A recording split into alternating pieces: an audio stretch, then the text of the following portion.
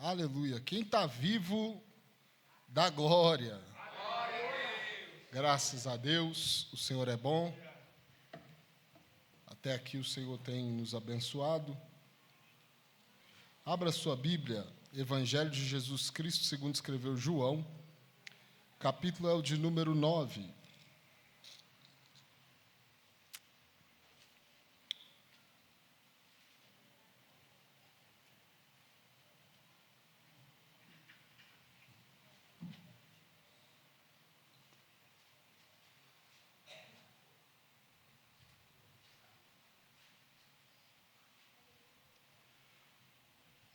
Quem encontrou, diga amém.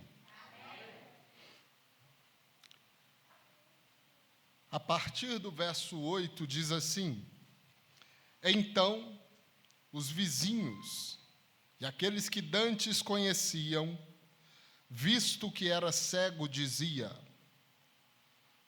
Não é este que estava assentado e mendigava? Uns diziam: É este. E outros: Parece-se com ele.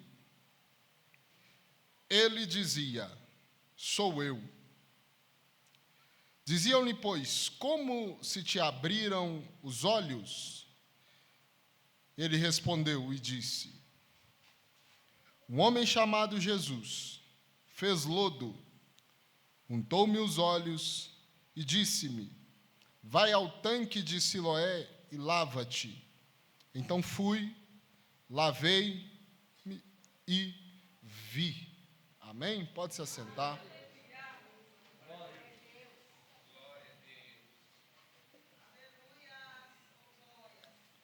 Peço perdão aos irmãos pelo horário. Estávamos resolvendo algumas questões, mas o Senhor nos permitiu chegar.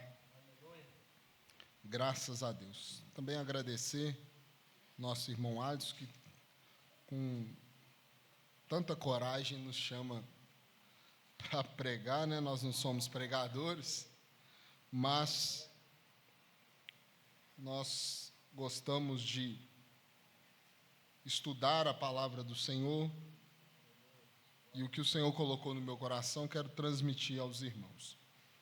O Evangelho de João, meus irmãos, é um evangelho bem peculiar.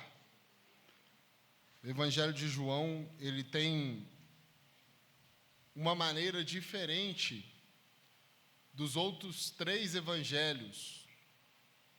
A sua forma de escrita, embora João, ele também fale da vida de Jesus, ele cita alguns fatos da vida de Jesus, mas João, ele não está preocupado em retratar tudo o que aconteceu na vida de Jesus.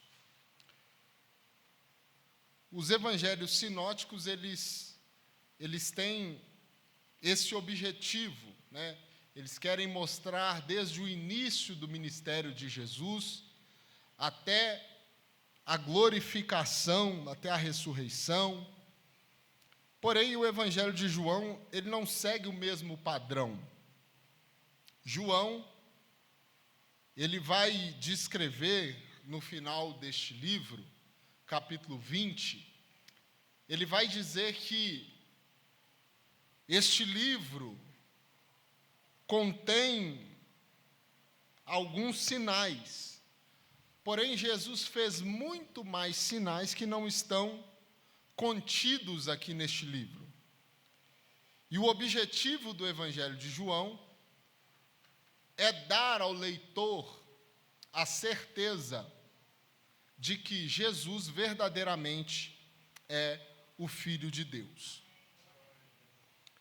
E em todo o Evangelho de João, você estudando, você percebe que João, ele tem uma maneira diferente de escrever. É bem verdade que entre muitos teólogos tem se debatido se verdadeiramente foi o apóstolo João que escreveu esse evangelho.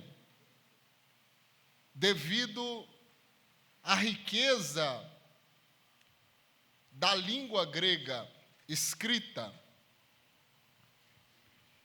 E alguns teólogos eles têm dito que um velho pescador não teria essa capacidade. É bem verdade que nós não apegamos a isso, porque para nós não vai fazer diferença se foi João quem escreveu, ou se foi um dos seus discípulos que escreveu, porque o importante para nós é o que chegou, o conteúdo que chegou em nossas mãos deve ser aplicado. E às vezes a gente vê muita gente perdendo tempo em discutindo o autor e não vivendo aquilo que o autor descreveu. E o Evangelho de João, ele não chama de milagres aquilo que Jesus fez, mas João, ele chama de sinais. E ele traz alguns sinais feitos por Jesus. Interessante que João, ele tem uma atenção em observar quais que são esses sinais, e ele vai deixar descritos esses sinais. É bem verdade que em todo o ministério terreno de Jesus operou muitos milagres, sinais, prodígios e maravilhas, e o próprio João vai dizer que não caberia em livros o que Jesus fez. É claro que ele usa uma figura de linguagem, mas em todo o ministério de Jesus, ele sempre se compadeceu. Jesus, ele sempre teve, em todo o seu ministério, o propósito não só de sanar aquela que seria a necessidade física, mas Jesus, todas as vezes que ele faz um milagre, que ele faz um sinal, ele tem um propósito, ele tem um objetivo. É bem verdade que Jesus, ele não trabalha aleatoriamente, desesperado, sem saber o que fazer. Jesus, ele, em seu ministério, ele tem um objetivo, ele sabe aonde que o seu ministério deve terminar, que é ser crucificado. E quando nós passamos a ler a partir do capítulo 8, o cenário que está desenhado é a festa dos tabernáculos. Essa festa era uma festa comemorada pelos judeus. E a Bíblia vai dizer que Jesus, já no final do capítulo 8, ele vai entrar em um embate contra os fariseus. Porque os fariseus eram aquela classe de gente, aquela classe religiosa, que eles importavam muito com a lei. É bem verdade que os fariseus, eles guardavam efetivamente o que estava escrito, eles sabiam o que estava escrito. Porém, eles não viviam o que estava escrito. Por várias vezes no ministério de Jesus, Jesus vai os chamar de hipócritas. Aqueles que pregam, falam, mas não vivem. E certa vez, nesse embate do capítulo 8, os irmãos vão ver que Jesus, ele sai do meio dos fariseus Porque os fariseus, eles queriam matar Jesus. Porém, como não era chegada a hora ainda, a Bíblia vai dizer que Jesus se ocultou deles e saiu dali.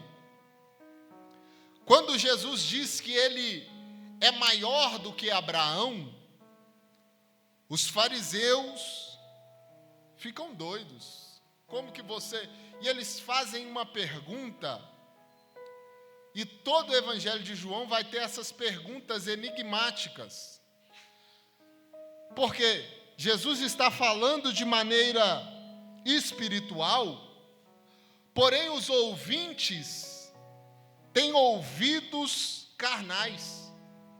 E aí não conseguem discernir aquilo que está sendo dito. Porque Jesus, ele fala para a mulher samaritana: se você beber da água que eu lhe der, você nunca vai ter sede. E aí o que acontece? A mulher fala assim: mas o senhor não tem com que tirar água. Outra pergunta. Jesus diz para Nicodemos: Nicodemos, é necessário nascer de novo. Aquele que não nascer da água e do Espírito está perdido, Nicodemos. E aí Nicodemos diz: mas como que eu posso nascer de novo? Eu vou entrar de novo no ventre da minha mãe? E agora Jesus diz aos fariseus que ele é maior do que Abraão. E aí os fariseus dizem assim: mas como tu pode ser maior do que Abraão, se nem 50 anos você tem? Você não é maior do que Abraão. Porém Jesus diz: olha, Abraão viu o meu dia e se alegrou. Jesus está falando de coisas espirituais. Porque ele é início, e ele é o fim, ele é o alfa e ele é o ômega. E os fariseus ficaram irritados, irmãos, a ponto de querer matar Jesus. Jesus se oculta deles, sai do templo, e aí a Bíblia vai dizer que Jesus viu um homem que era cego. Nos evangelhos nós teremos pelo menos 7 citações de cegos, cura a cegos. Porém, cego de nascença, somente esse cego do capítulo 9.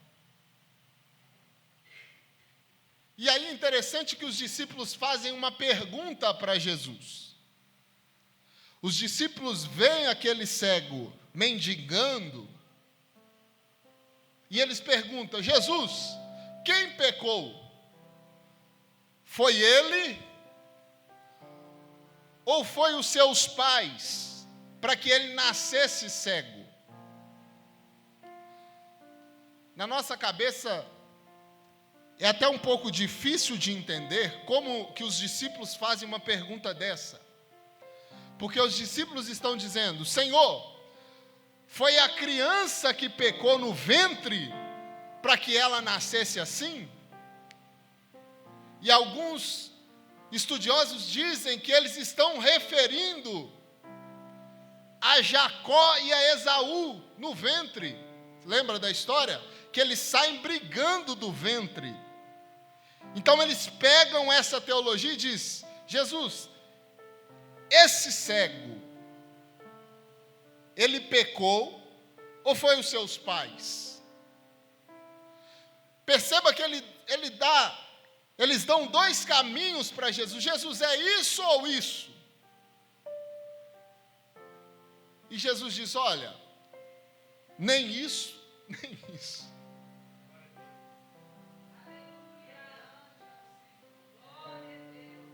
Isso, irmão, isso aqui tremeu meu cabelo. Isso aconteceu com ele para que o nome de Deus fosse glorificado através da vida dele.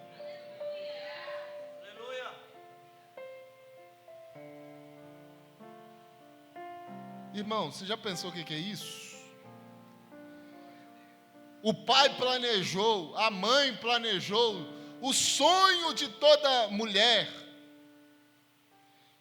no Oriente é ser mãe. Ela tem um projeto, ela tem um plano, e de repente ela se vê grávida. Acompanha-se todos aqueles meses de gestação, quando de repente nasce a criança. E é uma criança cega.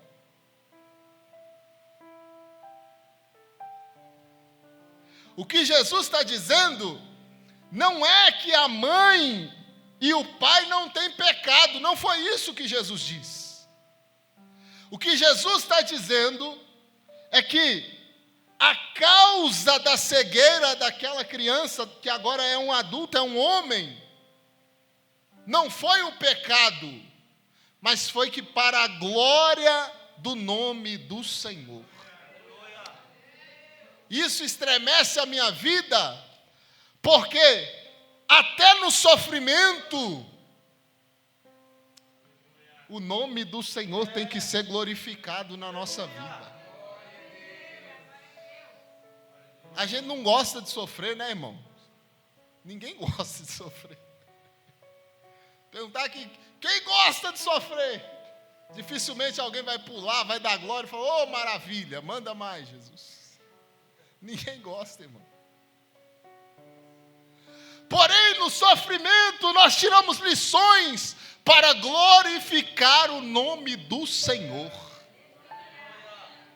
Lembra de Jó, irmãos? Jó, quando a casa caiu, matou os meninos, veio a doença. Os amigos vieram e ficaram 7 dias sentados em silêncio. Quando eles resolveram falar, falaram besteira. Tem hora que é melhor ficar calado.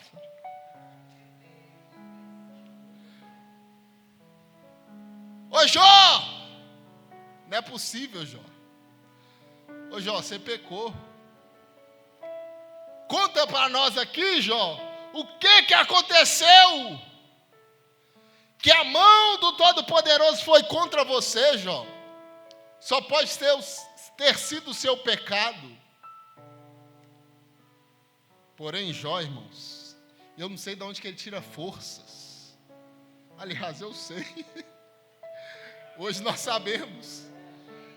Mas eu imagino Jó no chão, nas cinzas. E ele diz, eu sei que o meu Redentor vive. Será que nós temos essa capacidade, irmão? Em pleno século 21, com tanta modernidade, de colocar a nossa confiança verdadeiramente em Deus, em meio ao sofrimento. É bem verdade que o sofrimento, ele é a causa do pecado. Porém, Deus usa o sofrimento para tratar com o ser humano. E aí Jesus segue conversando com seus discípulos. E aí ele diz, olha, convém que eu faça a obra daquele que me enviou, enquanto é dia, porque a noite vem. E Jesus, quando ele fala isso, ele está falando da sua morte. Jesus está dando um prenúncio que ele está perto de morrer. Então ele precisa ainda operar alguns sinais.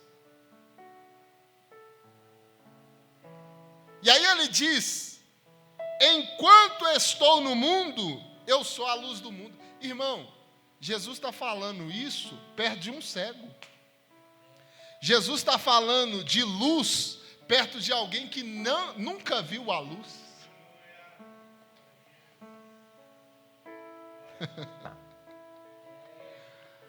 Ah, meu Deus, se eu fosse aquele cego, irmão, misericórdia.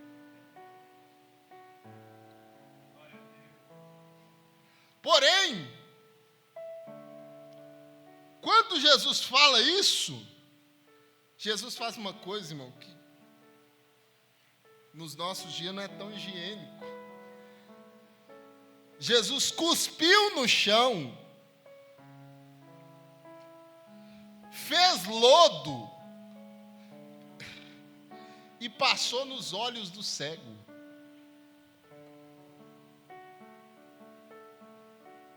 Você imagina, irmão, o cego está pedindo sem entender nada. De repente, um negócio no olho dele, barro. Irmão, Jesus tem as maneiras peculiares de trabalhar. E aí Jesus disse, quem sabe aquele cego começou a procurar alguma coisa para lavar, mas Jesus diz, olha, vá no tanque de Siloé e lava-te. E o tanque de Siloé significa o enviado.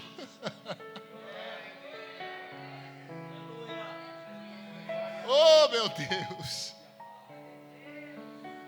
E aí o cego vai, irmãos.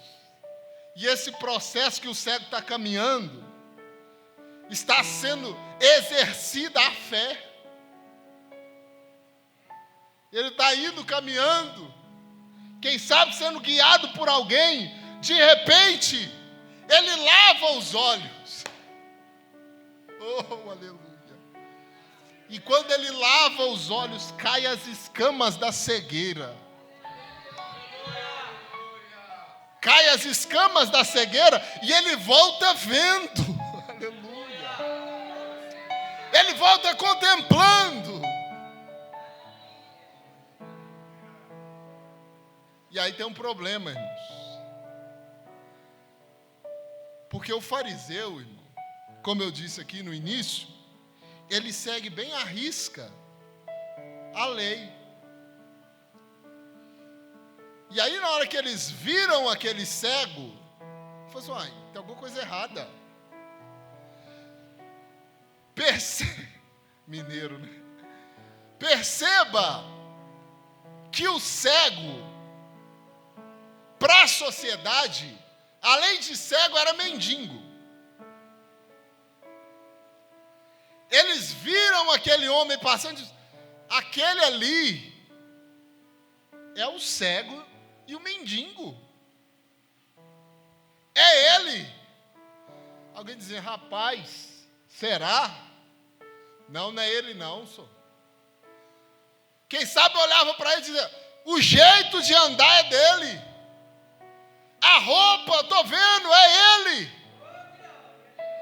Outros diziam, não é possível, porque ele está enxergando. Aleluia. E ele próprio dizia, sou eu.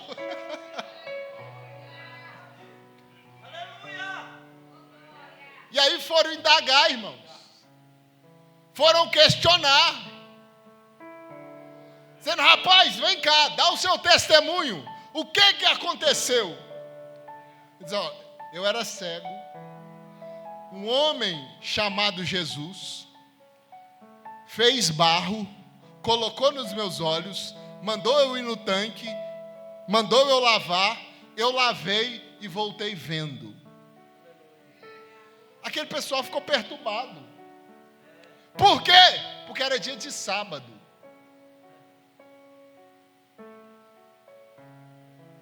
E o judeu, ele tinha pelo menos 32 citações sobre não fazer algo no sábado. E fazer barro era uma coisa que não podia fazer no sábado. Fazer barro de jeito nenhum. Pegaram aquele cego, levaram ele de frente aos fariseus, dizendo assim, ó, temos que resolver essa situação. Ele era cego. Ô, irmão, olha como que é o sistema religioso, alguém que é cego espiritual. O homem foi curado. É motivo de aplaudir de pé. É o motivo de glorificar. Mas eles falam assim, não, Esse negócio está errado. Fez barro, está errado.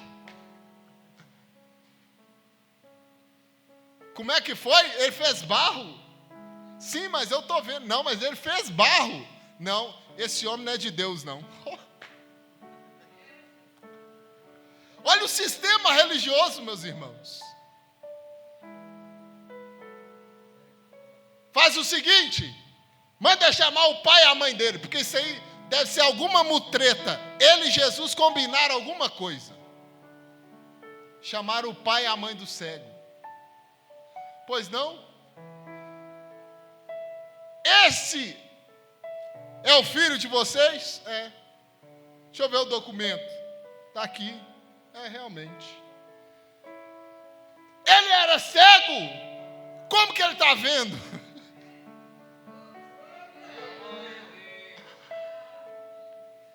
Que ele é nosso filho, a gente sabe.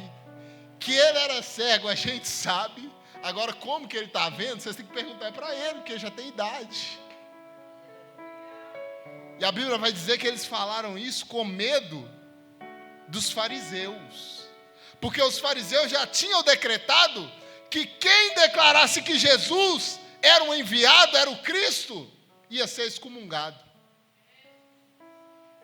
E tinha pelo menos 3 tipos de exclusão, segundo alguns estudiosos. A primeira exclusão era uma advertência da sinagoga. A pessoa ela ficava sem poder ir à sinagoga durante 3 a 7 dias. A segunda exclusão durava pelo menos 30 dias sem poder visitar sinagogas. E a terceira exclusão era definitivo. Era em casos de blasfêmia. E segundo alguns estudiosos, eles vão dizer que Jesus tinha sido excluído pelos fariseus de não entrar mais nas sinagogas. Porque eles já tinham Jesus como um blasfemo.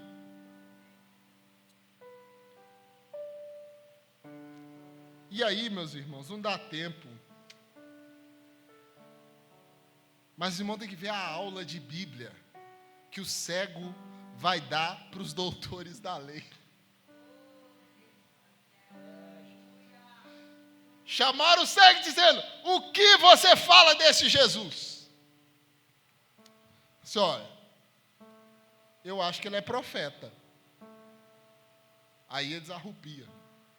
Porque você está entendendo como é que estava o sistema religioso? Eles queriam que o cego falasse que Jesus era o demônio, que Jesus era o pecador. Aí eles dizendo: rapaz, dá glória a Deus. Quer dizer, fala a verdade. Esse homem é pecador porque ele quebrou o sábado. Ele diz: olha, se ele é pecador, eu não sei. Eu sei que eu era cego. E agora eu vejo. Aleluia. Oh, maravilha. E aí, irmãos, eles chamam o cego de novo. Eles querem passar a história limpo de qualquer jeito. É procurar cabelo no ovo. Eles chamam o cego de novo. Diz: rapaz, vem cá, conta de novo como que aconteceu. Aí o cego apelou, pastor. O cego falou assim: vocês estão querendo ser discípulo dele também?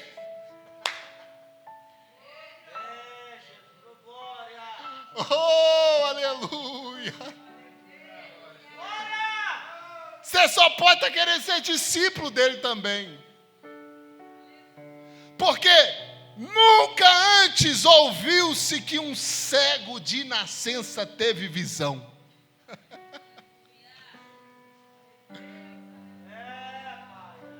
Meu Deus, aleluia, aleluia, aleluia.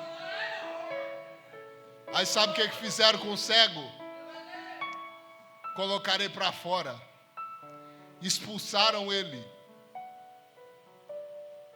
excomungaram o cego, dizendo: olha, aqui você não volta mais. Porém, enquanto o sistema religioso rejeita o cego, a Bíblia vai dizer que Jesus ouviu que o cego tinha sido expulso. E Jesus vai até o cego. E Jesus se apresenta para aquele cego. E Jesus diz: oh,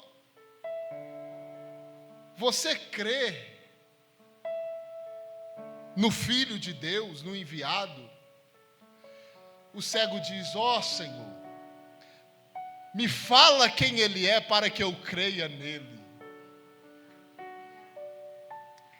E Jesus se apresenta: eu sou o que falo contigo. E a Bíblia vai dizer que ele prostra e adora. Interessante, irmãos, é que enquanto o sistema religioso está excomungando alguém porque adorou Jesus, aquele cego, ele seguiu firme. Dá para você perceber durante o texto que a fé dele vai sendo amadurecida. E ele não tremeu diante dos doutores da lei, porque ele era cego. Mas ele foi restituída a visão. E a Bíblia vai dizer que ele sai dali glorificando ao nome do Senhor. Será que as pessoas veem Jesus na minha e na sua vida? Será que nós damos verdadeiramente testemunho do que Jesus fez em nossas vidas? Porque é muito bom, irmãos, nós estarmos aqui no templo com ar-condicionado, com um som de excelente qualidade, louvando a Deus juntos. Porém, será que aqueles que estão verdadeiramente cegos têm escutado dos nossos lábios que Jesus é verdadeiramente o Filho de Deus?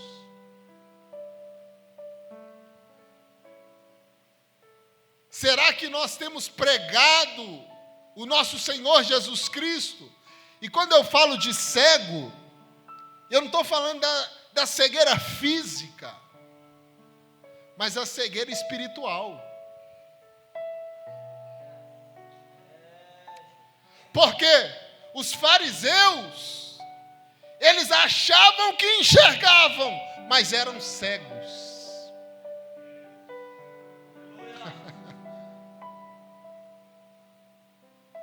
Que Deus venha nos dar forças, nos dar coragem para apregoar o nome do Senhor. Será que nos dias de hoje nós temos envergonhado do Evangelho? Mas que esse fervor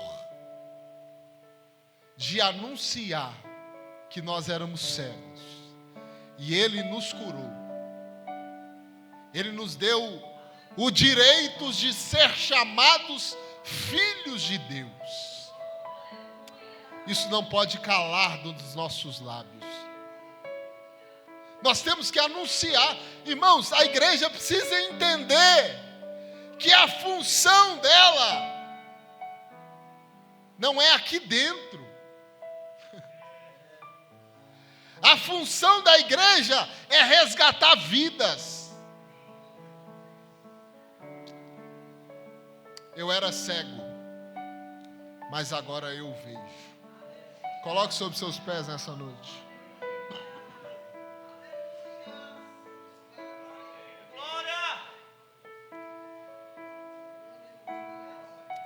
Que o Senhor venha nos despertar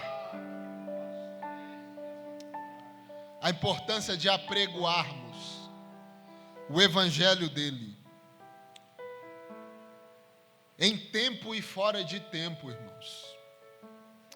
Já é a última hora. Enquanto isso, tem milhares de pessoas se perdendo. Tem gente que vai sair agora para as baladas nessa sexta-feira que não vai voltar para casa. Que isso, irmão Joab? Isso é uma revelação? Não, meu filho, é estatística.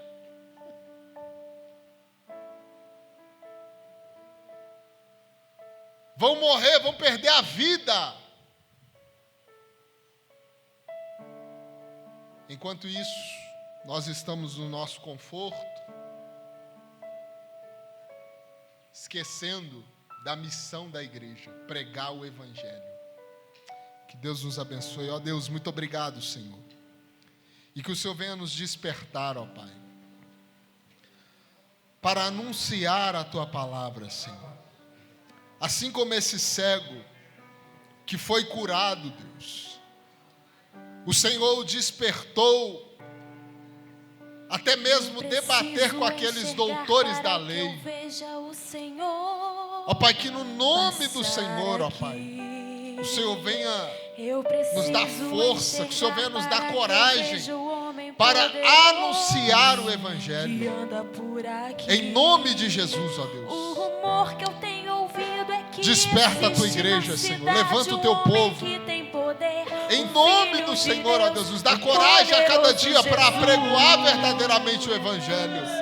Ó Deus, desde já nós te louvamos e te agradecemos. Deus abençoe os irmãos em nome de Jesus. Quero enxergar para ver as maravilhas que Deus através de você pode operar. Quero enxergar para ver o pôr do sol que ao nascer mais brilho traz ao seu olhar. Quero enxergar para ver a grande multidão que te segue.